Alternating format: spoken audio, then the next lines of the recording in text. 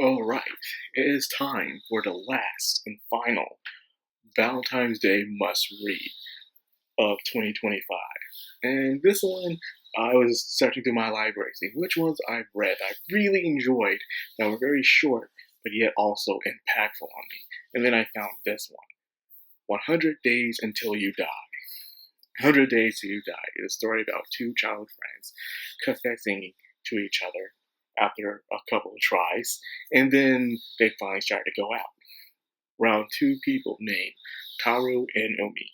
Now, Taru is the average nerdy guy who's very shy and quiet, keeps to himself, and Umi is the open person who cares more about other people's feelings than her own and is willing to do whatever it takes. She has that. They both have the main character syndrome aspect, where one is very plain and keeps to himself and nerdy, and the other one's very open minded and is willing to put her friends before herself. The typical stuff.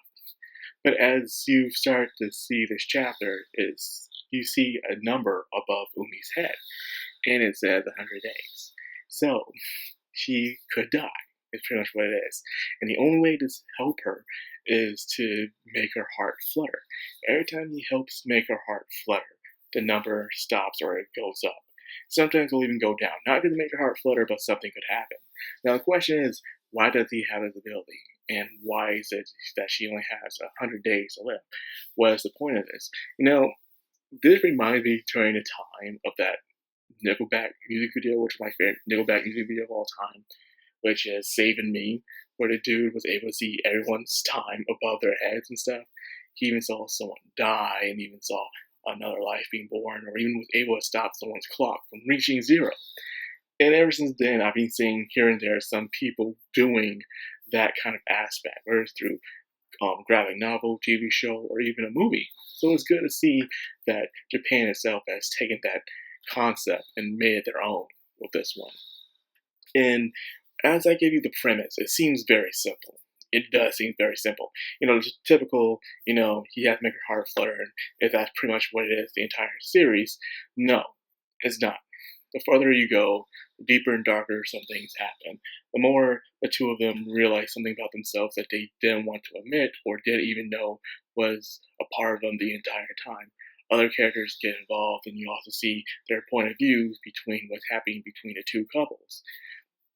Now, that being said, why do I like this one so much besides that concept? It shows something that a lot of protagonists do in Japan, that they love to do, the generic trope of the happy-go-lucky, too pure of a soul for their own good. But why is some characters like the way they are? The ones that put their friends and family before themselves. And they definitely don't even think about taking care of themselves whatsoever, which is Umi's case, the girlfriend. And you start to see that as the chapters go on. And you'll be surprised sometimes one incident can cause someone to completely change their worldview of how they see life and how their way they should live their life as well. So let's just say I'm going to spoil it for you, so I want you guys to read it.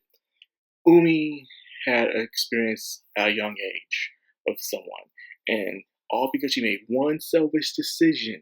One selfish decision. She's just a kid, That's how it is. Kids can be selfish every night, and that's okay. Don't spoil your kid. But because she made that one selfish decision, it caused her life to completely change for the worse. Because of that, she saw herself as that she had to put others before herself, because she never know what could happen. And with that guilt following her the entire time, she is okay if anything happening to her as well. So that could be the cause of her only having 100 days to live, is because she wasn't putting herself before others. And that was bad. Now, as for the boyfriend, Taru, he is a guy he needs to open up more, be more assertive, and be upfront about it.